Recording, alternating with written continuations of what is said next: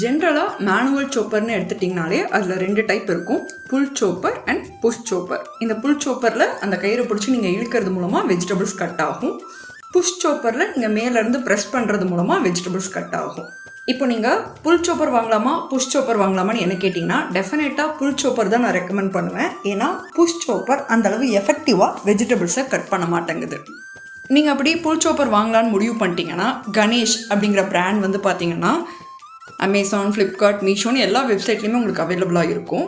இதில் நாங்கள் பர்ச்சேஸ் பண்ணியிருந்த புஷ் சோப்பர் வந்து ஒரு வேஸ்ட் ப்ராடக்ட்னே சொல்லலாம். ஸோ அதனால் என்ன கேட்டிங்கன்னா, இப்படி ஏதோ ஒரு பிராண்ட்லேருந்து வாங்குறத விட கொஞ்சம் நம்பகத்தன்மையாக இருக்கக்கூடிய பீஜன், பட்டர்ஃப்ளை அந்த மாதிரி பிராண்ட்லேருந்து கூட நீங்கள் பர்ச்சேஸ் பண்ணலாம்.